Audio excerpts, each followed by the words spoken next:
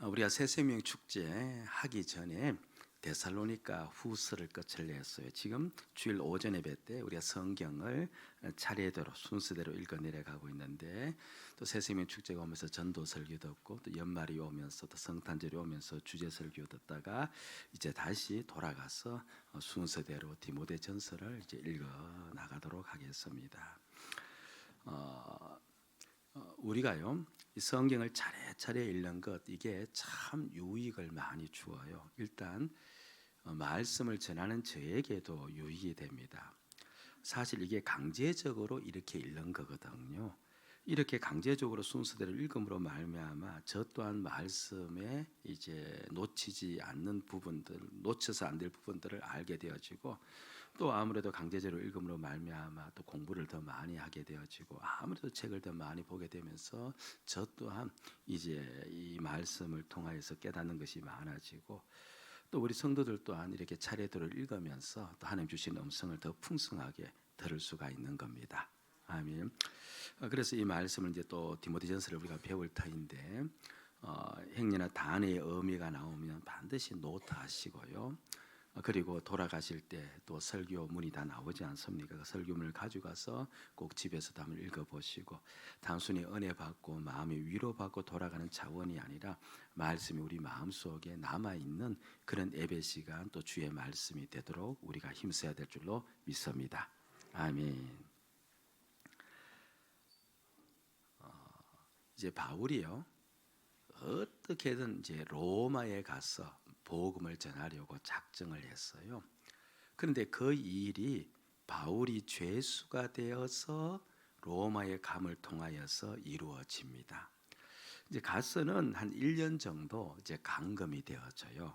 뭐 죄수로 가니까 당연히 감금할 수밖에 없죠. 그런데 우리가 아는 교도소 같은 데 감금된 것이 아니라 가택 연금이 되어집니다. 집에 연금되어지는데, 그런데 집안에서 자유롭게 활동할 수 있는 처지는 아니고요. 거기에서도 지키는 군인들이 있고, 또 바울이 쇠사슬을 다리에 또 채워진 가운데 그렇게 그곳에 연금이 되어서 한 1년 정도 있게 되어져요. 그러다가 풀려나서 이 바울이 풀려나서 잠깐 이제 시간을 내서 옛날 자신이 교회를 세웠던 지역, 그 에베소 교회와 그리고 유럽 교회, 이제 마게도냐 지역이라 그러는데요, 그쪽 교회를 이제 방문을 합니다. 이때가 이제 AD 61년 2년경쯤 되어져요. 언제라고요?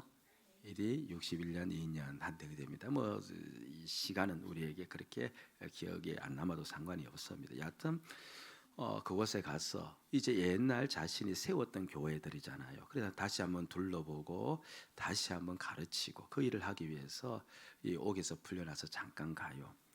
그리고 이제 에베소 교회에 먼저 가서 그 에베소 교회를 다 살펴본 다음에, 이제 바울이 이제 에베소 교회를 떠나서 이제 유럽 지역인 마게도냐 지역 교회로 가는데, 함께 늘 있었던 이 디모데라는 자신의 제자를 에베소 교회의 담임 목회자로 세워요. 그리고 이제 마게도냐 지역으로 건너갑니다. 그곳에서 이 바울이 다시 에베소 지역으로 돌아갈 줄 알고 나름 그렇게 계산을 해서 마게도냐 지역에 왔는데, 이 마게도냐 지역에 있다 보니까 다시는 에베소 지역에 갈 수 없다는 느낌이 자신에게 온 거예요. 그래서 그곳에 있는 디모데에게 편지를 씁니다. 너는 이 에베소 교회를 이렇게 너가 잘 건수하기를 원한다. 어떠하든 간에 바른 복음으로 이 에베소 교회를 가르쳐 주기를 원한다라고 당부하면서 그 편지를 썼는데, 그 편지가 바로 우리가 읽고 있는 무엇이에요?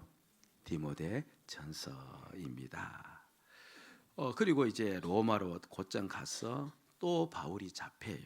그리고 두 번째 감옥에 갇히게 되어지고, 그 감옥에서 결국 바울은 생을 마감합니다. 그때가 AD 67년경쯤 되어지고, 그 감옥에서 죽기 직전에 쓴 것이 우리가 이 다음에 읽어야 될 디모데 후서임을 우리가 기억하고 있으면 좋습니다. 바울이 그러면 왜 디모데 전서를 이렇게 기록해서 디모데에게 보내었을까라고 했을 때 그 까닭이 나와요. 디모데전서 3장 15절입니다. 자, 우리 같이 한번 집중하는 차원에서 읽어봅시다. 시작. 만일 내가 지체하면 너로 하여금 하나님의 집에서 어떻게 행해야 할지를 알게 하려 함이니 이 집은 살아계신 하나님의 교회요 진리의 기둥과. 자, 잡서. 만일 내가 지체하면, 이게 이제 바울이 어디에서 이야기하고 있는 거예요? 마게도냐 지역에서 내가 가지 못하게 되거나 또는 내가 늦게 가게 되어지면 너로 하여금 하나님의 집에서, 하나님의 집은 무엇을 가리키는 말입니까? 예, 교회. 교회에서 너가 어떻게 행해야 할지를 내가 알게 하기 위해서 이 편지를 쓴다. 그러면서 그 교회에서 행해야 될 일이 뭐냐 하니까 그 다음에 나와요. 이 집은 살아계신 하나님의 교회요. 그 다음 어떤 말씀하고 있습니까? 진리의 기둥과 터다. 교회는 진리의 무엇이라는 거예요? 기둥이다. 교회는 진리의 터다, 이 말입니다. 그러니까 교회가 무너지면 무엇이 무너져 버려요? 진리가 없어져 버리고, 교회가 약해지면 진리를 가둘 수가 없고. 그럼 돌려서 이야기하면 교회는 무엇을 하는 데라는 말입니까? 진리를 보존하고 진리를 계속해서 가르치는데 이 교회가 서임받기 위해서 세워졌다, 그 이야기를 하고 있는 겁니다. 결국 너로 하여금 하나님의 집에서 어떻게 행해야 될 것을 가르친다는 이 말은, 너는 그 에베소 교회를, 그렇죠, 에베소 교회에 무엇을 가르쳐야 되고 진리를 가르쳐야 되고 진리를 반드시 전수해야 된다. 내가 그 일을 위해서 무엇을 기록했다? 디모데전서를 기록해서 너에게 보낸다, 그렇게 이야기합니다. 근데 이렇게 이야기하는 목적도 있겠죠. 만약 에베소 교회가 정말 진리를 잘 배우고 진리 안에서 살아가면 굳이 저렇게 할 필요가 있어요, 없어요? 없겠죠. 그럼 또 다른 내용을 썼겠는데, 그 에베소 교회가 지금 진리 안에서 살아가지를 않고 있다는 것이 지금 저 말씀 속에는 들어가 있는 겁니다. 아니다 다를까 이 교회에는 거짓 교사들이 몇 명이 있었어요. 자꾸 바울이 전한 복음과 진리와 다른 복음을 자꾸 가르치는 거예요.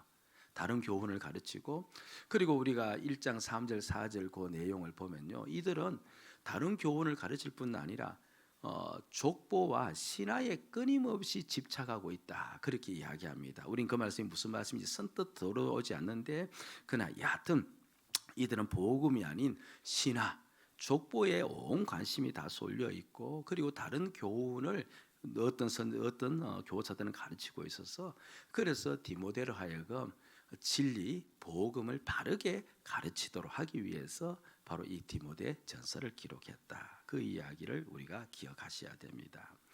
교회는요, 복음을 반드시 바르게 가르쳐야 돼요.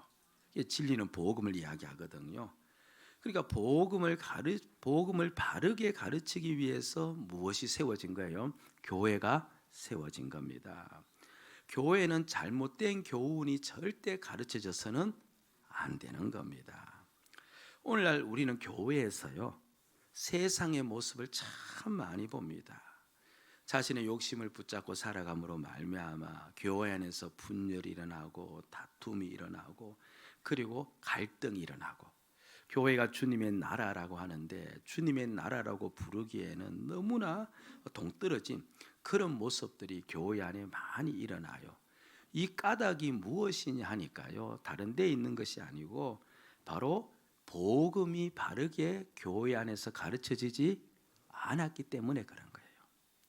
복음이 바르게 전달되고 가르쳐지면 그런 일이 있을 수가 없어요. 물론 처음 온 신자들은 여전히 육신적 습관에 사로잡혀서 그렇게 할 수 있지만, 그러나 시간이 지나면서 그런 일들은 약해질 수밖에 없는데, 복음이 바르게 가르치지 않기 때문에 오늘 또 교회마다 숱한 일들과 문제가 일어나고 있는 겁니다. 그래서 복음이 바르게 가르쳐야 되는데, 제가 여러분들에게 물어볼게요. 복음이 뭐예요? 진리 이꼬르 복음이라 제가 설명했는데 복음이 뭐예요? 제발 이제는 대답을 선택해 주시기 바랍니다. 복음이 뭐예요? 복음의, 그러니까 뭐 다 복음이죠. 성경 전체가 복음인데 복음의 핵심이, 진리의 핵심이 뭐예요? 예, 그렇죠. 예, 뭐예요? 바로 예수 그리스도가 만물의 주이시고 동시에 누구의 주이시고 우리 나의 주인이시고 그동안 주인으로 살던 나는 없어지고 나는 더 이상 주인이 아니고 오직 예수가 나와 이 모든 세상의 주인이시다. 이게 바로 복음의 핵심인 겁니다. 예. 교회는 이 복음의 핵심을 기반으로 해서 진리를 가르치기 위해서 세워진 거예요. 그래서 우리 교회가 어떠든 이 복음을 전하기 위해서 나름 예를 참 많이 쓰고 있습니다. 이번에 주일 학교에서도요. 자예주 성경 공부를 이제 하지 않습니까? 자예주란 자녀들이 예수를 주로 받아들이는 성경 공부의 약자인데 그 전까지는 이제 한 과씩 이렇게 진행을 해서 이제 4주, 5주 동안 공부를 했는데 이제 올해부터는 아예 일일 수련회로 작정을 해서 그 5과를 하루에 모여서 그냥 집중적으로 공부하고 그러면서 저녁에 집회를 통해서 예수를 주로 영접하고 받아들이도록 하기 위해서 올해도 계획을 세워서 그렇게 나가고 있습니다.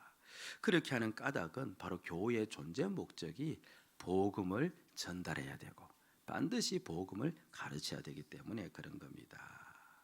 자, 그런데 한 가지 이제 물어볼 질문은요. 그럼 이 복음을 전하기 위해서 디모데를 보내는데 왜 디모데를 보내었을까? 디모데를 이제 담임 목사로 보낸 거거든요. 왜 디모데를 보내었을까? 이 바울 주변에 이 예수 그리스도의 주되심을 아는 제자들이 많이 있어요, 없어요?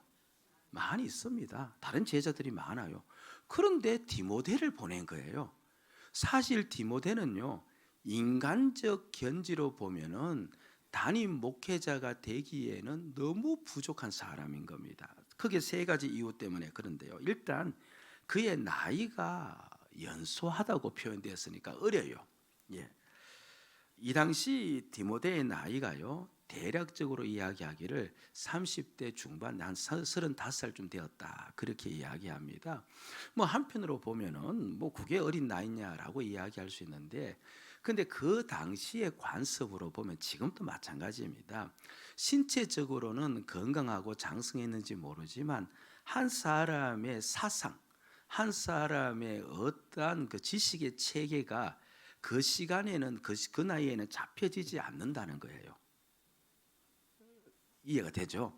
사실 35살에 그 사람에게 지식의 체계가 잡혀지고 무언가 사상의 체계가 잡혀지는 것은 참 힘듭니다. 그래서 그런 면에서 연소하다. 그러니까 이 복음을 전해야 되는데 지식의 체계가 완전히 좀 잡혀야 되는데 그런데 그렇죠. 이 사람들이 보기에 디모데는 연소하다. 그러니까 합당하지 않을 수 있다. 그 이야기를 하고 있는 겁니다.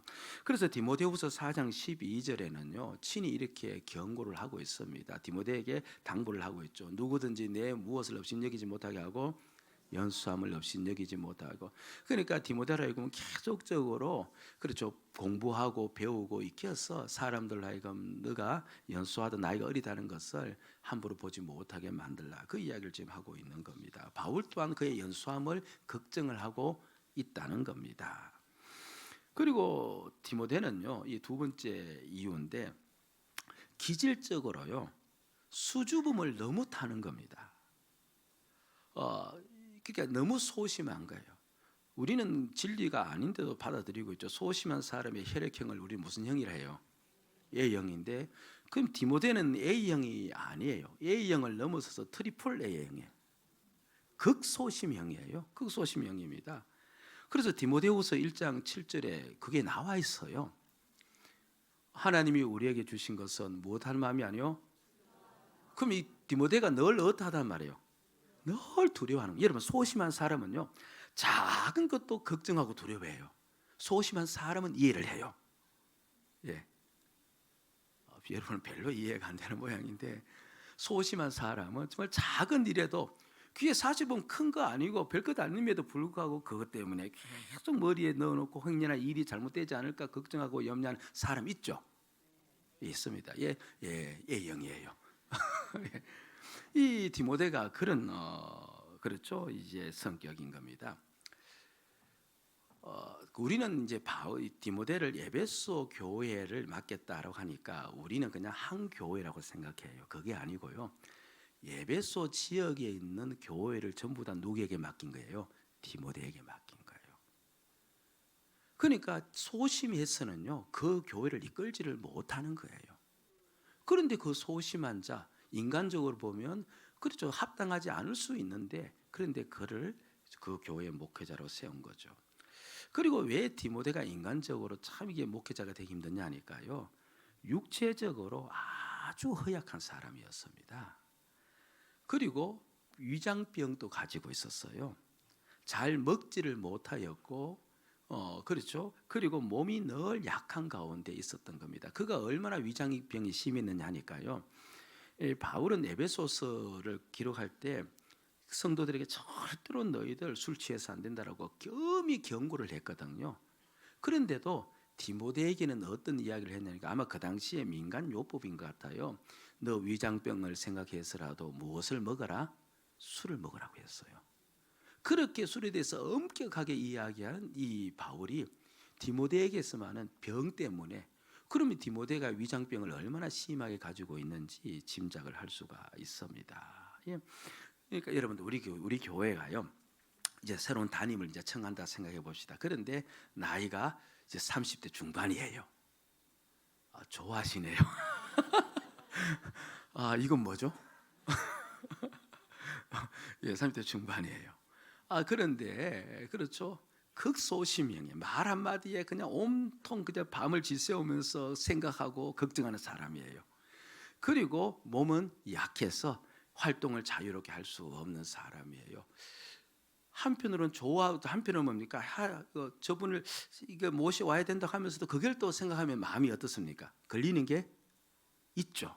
아무래도 뭔가 좀 꺼림칙한 겁니다. 행여 이곳에 와서 목회를 제대로 못하면 어떡하는가, 저 연수함 때문에 그렇죠, 복음을 제대로 전하지 못하면 어떡하는가라는 그와 같은 걱정이 있는데, 그럼에도 불구하고 디모데를 그 담임 목회로 보낸 겁니다.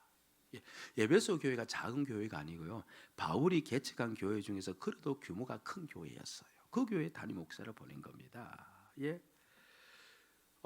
왜 그러면 다른 많은 건강한 자도 있고 나이가 어느 정도 차 있는 그와 같은 제자들도 있을 것인데 이 디모데를 보냈을까? 그 까닭이 무엇인가 하면 디모데전서 1장 2절이 답을 주어요. 디모데를 가리켜서 바울은 누구라고 부르고 있습니까? 믿음 안에서 무엇 되었다? 참 아들 되었다. 물론 혈연적 아들은 아닌 것 우리가 알고 있습니다. 그럼 참 아들 되었다는 말은 무슨 말일까? 우리는 언뜻 생각하기는 바울을 통하여서 디모데가 예수를 영접했는가 보다. 그래서 그가 믿음에서 난 아들이라는가 보다. 그렇게 생각할 수 있는데 그게 아니에요. 바울이 디모데를 만났을 때, 그건 2차 전도 여행 때 만났는데요, 그때 이미 벌써 디모데는 예수 그리스도를 자신의 주로 믿고 있었던 사람입니다. 그런데도 참 아들이라고 부른 거예요. 왜 그랬을까? 여러분, 우리가 부모가요, 낳은 자녀도 있고 또 어떤 자녀도 있어요?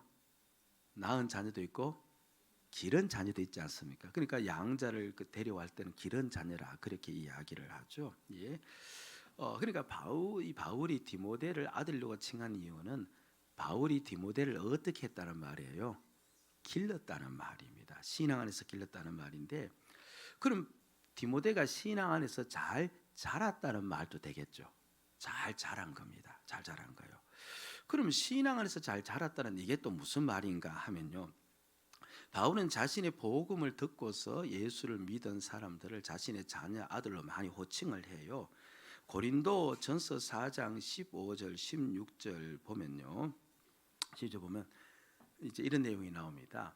이 고린도 교회가 바울의 복음을 통하여서 복음을 받아들여서 예수를 믿게 되었거든요. 그래서 나는 너희의 아비가 된다 그렇게 이야기를 했어요. 그러면서 이 말씀을 한 겁니다. 같이 한번 읽어볼까요? 시작. 그리스도 안에서 일만서 성이 있으되 아버지는 많지 아니하니 그리스도 예수 안에서 내가 복음으로서 너희를 낳았노라. 그러므로 내가 너희에게 권하노니 너희는 나를, 자, 자막을 보시면요, 내가 무엇으로서 너희를 낳았다? 그러니까 내가 너희에게 복음 전하여서 너희는 예수 믿게 되어서 하나님의 자녀가 되었다. 그래서 내가 너희의 무엇이 되어진다? 아비가 되어진다. 그러면서 그 다음에 한 말을 붙인 겁니다. 내가 너희의 아버지가 되었으니까 너희는 어떻게 하는 거예요? 나를 본받는 자가 되어야 된다. 그렇게 이야기합니다. 예. 그러니까 아들이면 누구를 닮아야 된다는 거예요? 아버지를 닮아야 된다는 겁니다. 내가 너의 영적 아버지가 되어지면 너는 나를 닮아야 되는데 고린도 교회는 닮지를 않은 겁니다. 도무지 바울을 따라 살지를 않은 거예요. 그런데 디모데는 참 아들이라고 호칭을 했는 거 보니까 누구를 닮았다는 거예요? 바울을 닮았다는 겁니다. 빼다 놓은 것처럼 바울을 닮았다는 거예요. 그럼 바울을 닮았다는 말은 또 어떤 의미인가 했을 때 바울이 이 땅에서 살아갈 때 어떻게 산 겁니까? 바울은 오직 한 가지 중심을 두고 살았어요. 무엇을 두고 살았어요? 예수가 자신의 주인이심을 믿고 오직 예수의 삶을 산 겁니다. 그럼 디모데가 그걸 닮았다는 말이거든요. 그럼 디모데를 통하여서도 무엇이 나타나고 있다는 거예요? 예수의 주되심이 나타나고 있다는 거예요. 그러니까 디모데가 복음적 삶을 살아가고 있는 겁니다. 지금 디모데를 에베소 교회의 담임 목회자로 세운 까닭은 가장 중심된 이유가 다른 교훈이 있고 주의 복음이 바르게 전달되지 못해서 복음을 전달하기 위함이잖아요. 근데 디모데가 바울이 복음적 삶을 살아가는 것을 보면서 예수의 주되심을 깨닫고 그렇게 살았듯이 그런 자가 에베소 교회 담임 목회자가 되어지면 성도들이 디모데를 보면서 예수를 누구로? 자신의 주로 받아들이고 살 거 아니에요. 그렇죠. 그래서 너는 연소하고 너는 병약하고 소심하지만 그래도 지금 예수 그리스도의 주되신 복음이 전달되어져야 되기 때문에 너는 그런 삶을 살고 있기 때문에 내가 너를 담임 목회자로 보낸다. 그 이야기를 하고 있는 겁니다.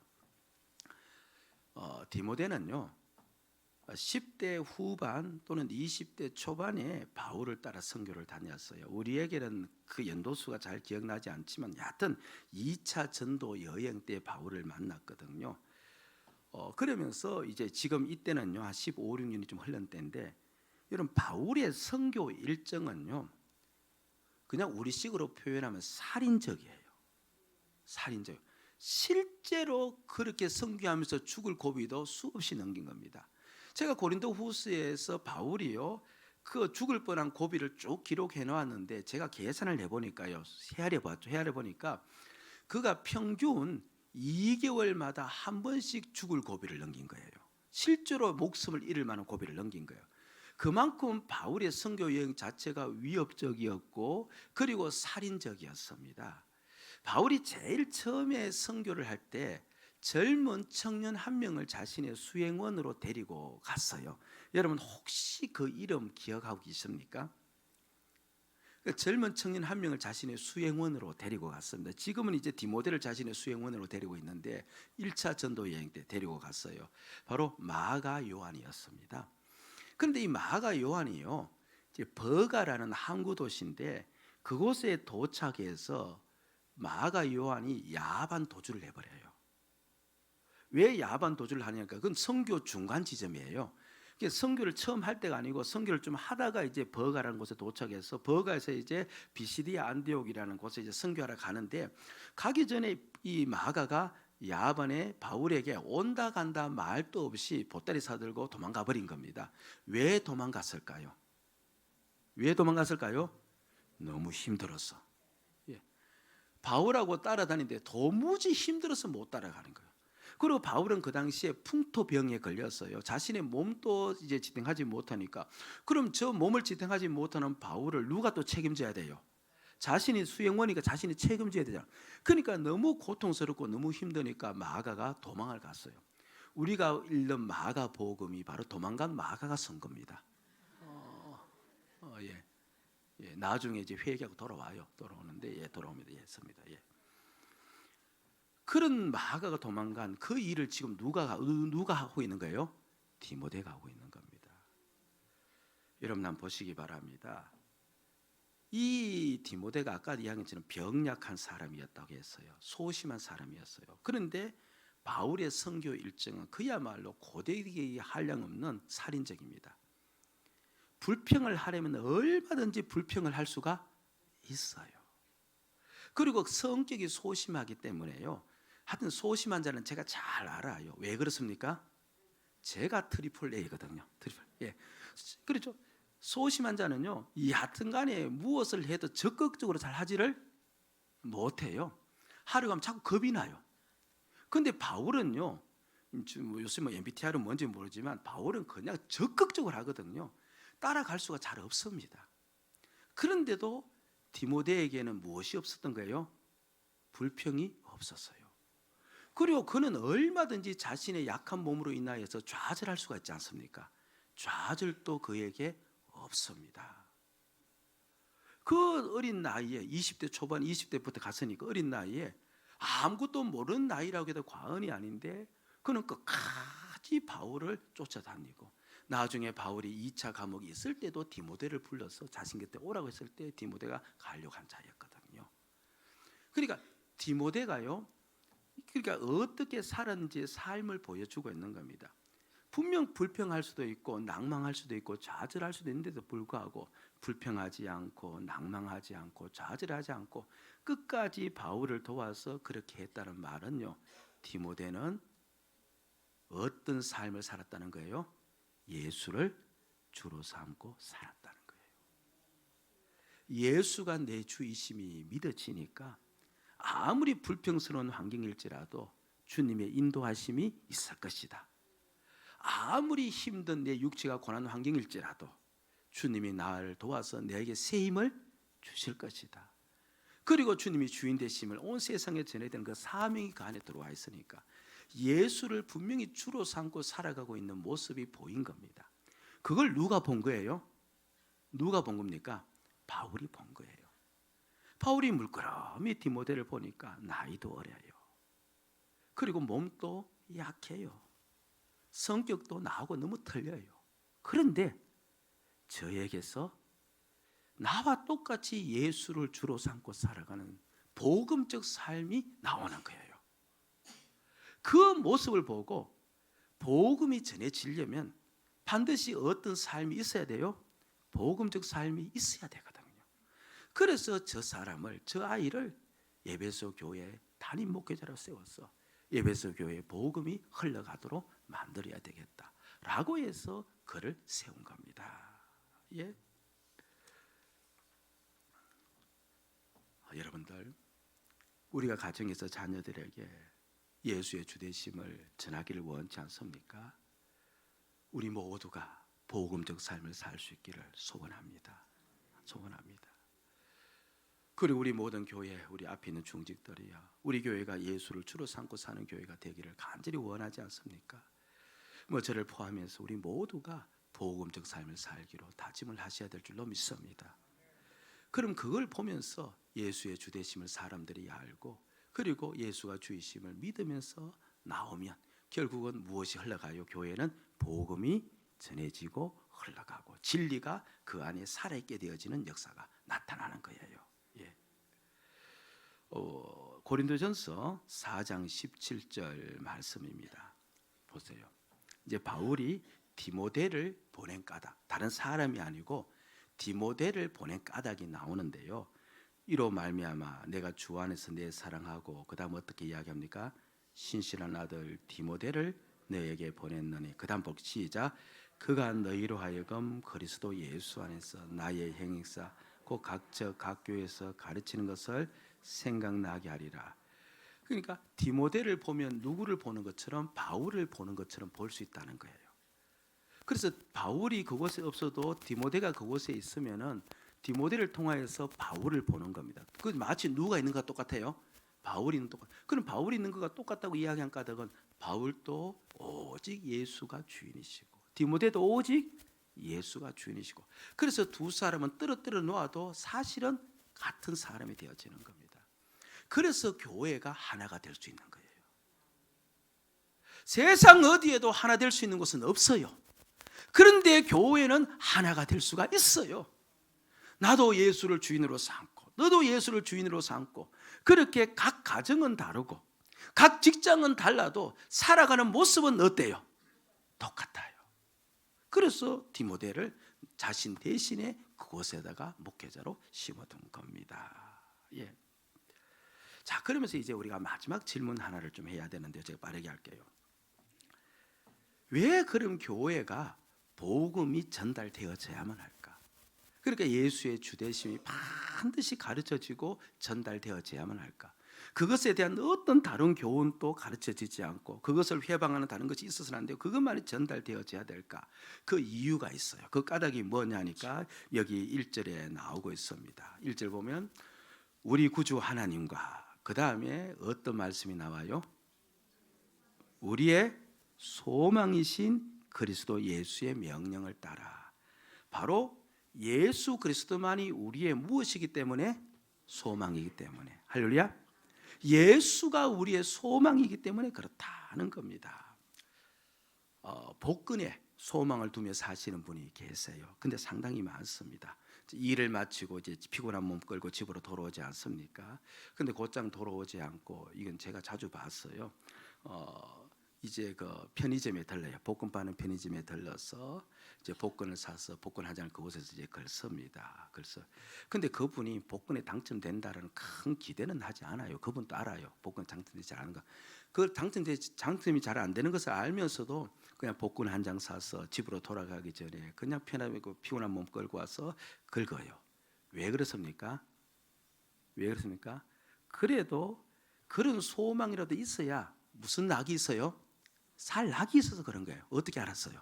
예. 이게 안 되는 줄 알거든요. 알면서도 그래도 그런 소망이라도 있어야 그래도 살 낙이 있기 때문에. 아니면 살 낙이 없는 겁니다. 살 낙이 없는 겁니다. 예. 소망이 없으면 사람은요 살아갈 수 있는 힘이 없어요. 그런데 우리의 소망은요 운에 기댄 소망이 아니에요. 예수님께서 우리에게 반드시 이루어 주시겠다고 약속한 게 있어요. 그 약속한 것이 우리에게 있으니까 그 약속을 바라보면 우리에게는 무엇이 생겨요? 소망이 생겨요. 그래서 예수 그리스도를 통하여서 우리가 소망을 얻었고 예수 그리스도만이 소망이기 때문에 그렇게 우리로 하여금 예수가 전달되도록 주님께서 원하고 계신 거예요. 그럼 도대체 우리에게 어떤 예수 그리스도를 말미암아 소망이 있단 말인가라고 했을 때 본문만을 가지고 이야기하면 두 가지예요. 첫째는요, 내 구원이 완성이 되어져요. 어렵죠? 따라합시다. 내 구원이 완성된다. 그러니까 예수를 바라보면 나의 구원이 완성되구나 하는 것을 알 수 있어요. 이게 무슨 말인가? 자, 여러분들 지금 내가 구원 받았어요? 받지 않았어요? 받았어. 내가 그걸 어떻게 아느냐 하니까 내가 나를 보면 예수를 자신의 주라고 믿는지 알아요? 몰라요? 알아요. 그걸 내가 안다는 말은 나는 구원 받았다는 말이거든요. 그런데 분명히 구원 받았는데 그런데 내 육신을 가만히 보니까 이 구원 받은 자 같아요? 아닌 같아요? 너무 이제 그렇게 또 이야기하니까 사실 육신대로 살아가는 뭐 그렇게 육신은 아직까지 구원된 몸이 아니에요. 내 안은 거듭났는데 그렇죠. 그러니까 분명히 구원은 받았는데 내 구원이 완성이 되려면 내 육신도 어떻게 되어져야 돼요?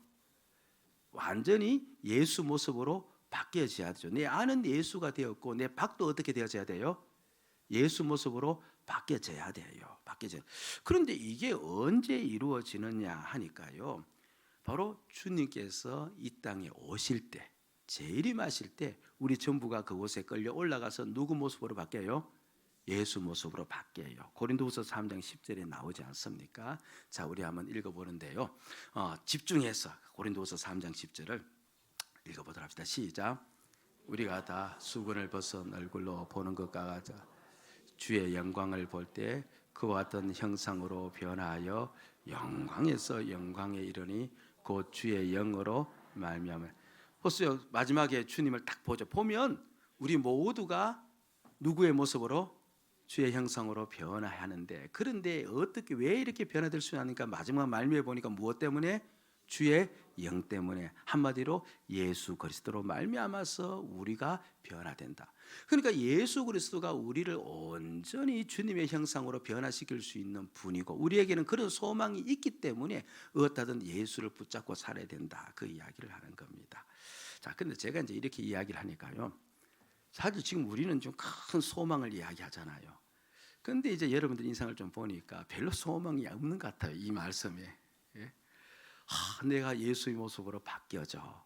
지금 이 이야기를 하거든. 이게 우리의 소망이, 우리 예수로 말미암아 바뀌어지기 때문에 예수가 우리의 소망이다라고 하는데, 그런데 이제 내 가슴 속에 그런 소망의 소리를 들으면요, 당장 문을 열고 밖에 나가면 여러분들 앞에 그렇죠, 큰 그렇죠, 뭔가 이게 선물이 준비되었습니다 하면 예배드린 내내 소망을 가질 거 아니에요. 예. 그런데 지금 이 큰 이야기를 하는데 여러분들 마음속에 막 이제 소망이 잘 올라오질 않은 것 같은 느낌이 들긴 들어요. 우리 자수 한번 해봅시다.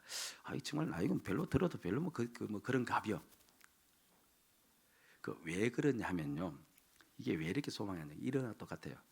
지금 밖에 나가면 아파트 한 집 주겠습니다 하면 막 소망이 생기는데, 앞으로 한 1000년 후에 줄게요 이렇게 하면 이게 소망이 돼요, 안 돼요? 예? 소망이 돼요, 안 돼요? 그게 뭐 나는 죽고는 안 돼요. 소망이 별로 안 돼요. 뭐 주니까 고맙기는 고마운데, 그렇죠. 이 똑같은 이야기예요 지금. 주님이 모실 때 내가 주의 모습으로 막 바뀐다 하니까, 이게 뭐 지금 일어날 일도 아니고 먼 훗날 일어날 일, 이렇게 생각하니까 그런 거예요. 여러분요, 주님 오실 날이요, 물론 사람마다 좀 다르지만, 제 사람마다 다르다는 이유는 다 이유가 있어요. 얼마 남지 않았어요. 목사님 이단으로 가는가 보다. 얼마 남지 않았어요. 언제 오시는지 제가 계산하는 법을 가르쳐 드릴게요. 자신의 지금 이제 부모님이 돌아가시지 않으면요, 윗대 이제 할아버지나 할머니가 돌아가신 그 연도를 생각해서, 부모님이 살아 계시면 할아버지가 돌아가신 그렇죠, 그 나이에다가 자기의 나이를 빼버리면 그 기간이 주님께 오실 날이에요. 그런데 부모님이 돌아가시면 부모님이 돌아가신 연수에다가 자신의 나이를 빼면, 그렇죠, 주님이 나에게 오실 날이에요. 그래서 저희 아버지는 이제 지난 이제 벌써 2년 전에 2년이 돌아가셨는데, 이제 91에 돌아가셨거든요. 그 나이에다가 제 나이를 빼니까 그렇잖아요. 30년 후면 저는 이제 주님이 오실 날이에요. 저를 예를 들면 멀리 있어요, 가까이 있어요? 30년 후에 온다는 말이 멀리 있어, 가까이 있어요? 그것도 잘 살아야 30년이지 저 문 열고 나가면 어떤 일이 날지 모르잖아요. 그러니까 이 나이는, 그렇죠, 이 먼 날이 아니에요. 이게 왜 그런 거 하니까 이렇습니다. 여러분, 그 수면 내시경을 하잖아요. 수면 내시경 하면 어때요? 이제 잠들어서 이제 깼어요. 긴 시간 잠잔 것 같아요? 아니면 조금 전에 잔 것 같아요? 조금 전에 잔 것 같아요. 여러분, 우리가요 죽으면요, 성경은 우리를 보고 잠잔다고 표현을 해요. 깊은 잠에 빠져요. 깊은 잠에 빠지면요, 이 모든 세월은 전부 다 어때요? 찰나예요. 찰나예요. 내가 죽으면 사실은요 잠에 빠져버리고, 그러면 한번 수술하는 기간이 지난 것처럼, 그래서 금방 지나서 주님이 오시는 거예요. 그러니까 사실 주님이 오시는 연도는요, 내가 죽을 때 오시는 거예요. 오는 거예요. 그러니까 나에게는요 31년밖에 안 남았어요. 그것도 하나님께서 은혜 주셔야 31년이지 어떤 일이 날지 모르잖아요. 그렇죠? 각자 여러분들 한번 계산해 보시기 바랍니다. 저보다 짧게 남은 사람도 있을 것이고, 나름대로 그렇죠, 어기양양이 나는 5, 60이 남았다고 소리치는 사람도 있는데, 그런데 우리는 알아요. 가는 세월은 먼저 갈 수 있는지 늦게 갈 수 있는지 그건 사람이 결정하는 게 아니니까. 그렇게 보면 내게 주님 오실 날이 어때요? 멀리 있어요? 아니에요. 가까이 있어요. 그런데 주님 오실 때 요한복음 5장 29절에 어떻게 이야기하느냐니까요. 선한 일을 행한 자는, 선한 일을 한다면 행위를 이야기하는 거, 예수를 주로 삼고 살아가는 자는 무슨 부활로? 생명의 부활로. 악한 일을 행한 자는 예수를 주로 삼고 자기를 주인으로 삼고 사는 자는 심판의 부활로. 같이 살아나도 한 사람은 지옥에 던져지고 한 사람은 주의 형성으로 바뀌어서 주님과 함께 사는 천국에 가는 거예요. 그게 지금 나에게 있는 거예요. 간격 좀 해주세요. 그게 나에게 있는 거예요. 여러분 그게 없으면요 이 땅 살아갈 소망이 없어요. 여러분들 앞에 심판의 부활이 있다고 생각해 보시기 바랍니다. 살아갈 맛이 있어요? 여러분 후에 30년 후에 40년 후에 영원한 심판의 형벌이 기다리고 있다면 이 땅을 살아갈 수 있는 소망이 없어요. 그래도 오늘 우리가 이 땅 살아갈 수 있는 소망은요 그래도 생애 앞에 우리 주님 모습으로 내가 바뀌었어, 내가 생명의 부활을 한다는 그것 때문에 살아가는 거예요. 그래서 우리는 세상 사람 부럽지 않아요. 그런데 동시에 세상 사람도 우리를 부러워하지 않아요. 그러나 괜찮아요. 네, 괜찮아요. 예. 우리가 세상 사람 부러워하지 않고 세상 우리 부러워하지 않아도, 그런데 우리에게는 무엇이 있어요? 소망이 있어요. 할렐루야. 인생 살다 보니까요, 그리고 짧은 세월이고 저보다 훨씬 연세가 드신 분이 많이 계시지만 유일한 소망은요 이것밖에 없어요. 이것밖에 없어요. 이게 내 생애 속에 무너져 버리면요 이 땅 살아갈 만한 이유가 아무것도 없어요. 그 예수로 말미암아 우리가 바뀌어져요. 아멘. 그리고 또 한 가지 더 간단하게 이야기하면요, 여기 2절 말씀에서 일러주고 있는데 제가 속도를 낼게요. 자, 같이 한번 읽읍시다. 시작. 믿음 안에서 참 아들 된 디모데에게 편지하노니 하나님 아버지와 그리스도 예수 우리 주께로부터 은혜와 긍휼과 평강이 내게 있을지어다. 우리 주님으로부터 무엇이 와요? 은혜와 긍휼과 평강이 오는데, 이 말씀 다른 말이 아니고요, 바로 이 땅에서 우리가 평강의 삶을 살아갈 수 있는 것도 오직 주님으로 말미암아서 그렇다. 그렇게 해서 주님이 우리의 소망이 되는 거예요. 여러분 보세요. 은혜는 그냥 하나님께서 우리의 값없이 내려주는 거잖아요. 희한하지 않습니까? 모든 사람에게 은혜를 하나님께서 값없이 은혜를 주시는데 여러분 꼭 믿으셔야 됩니다. 은혜가 없으면요 우리 삶은 절대로 완전해지지 못해요. 내 사업에 하나님의 은혜가 있어야 완전해져요. 내 직장 생활 속에, 내 삶 속에 하나님의 은혜가 없으면요 우리 모든 삶은 불안해질 수밖에 없어요. 그런데 이 하나님의 은혜가 우리에게 내려오는데, 하나님은 무엇 때문에 우리에게 은혜를 주시는가 하니까 그 다음에 나와요. 우리를 어떻게 보시기 때문에? 긍휼히, 불쌍히 여기시기 때문에 보는 거예요. 그래서 우리를 불쌍히 여기시고 하나님께서 우리에게 은혜를 주면 우리의 삶 가운데 무엇이 생겨요? 평강이 생겨요. 평안이 생기는 거예요. 이스라엘 백성들이 광야길을 걸어갈 때 우리 주님께서 그들의 날씨, 그 기온이 너무 높으니까 그 기온 속에, 떼약볕 속에서 광야길 가다가 지치고 쓰러지면 안 될까 싶어서 은혜를 베푸셨는데 하늘에 구름으로 덮어 놓았어요. 구름이 있음으로 말미암아서 기온을 좀 낮게 할 수 있고, 그래서 그들이 서늘한 곳에 들어갈 수 있어서 광야 40년을 살아갈 수 있었던 거예요. 광야 생활이 그들에게 평강이 될 수 있었던 까닭은 하나님의 은혜였어요. 밤에 불기둥을 가지고 온도를 높여줌으로 말미암아 광야의 차디찬 기온을 이길 수 있도록 만들어 주었고, 그 밤에 평안히 잘 수 있도록 만들어 준 까닭도 하나님의 은혜였어요. 하나님의 은혜가 있으므로 우리에게는 평강이 있어요. 주님이 우리에게 평강을 주시는 분이세요.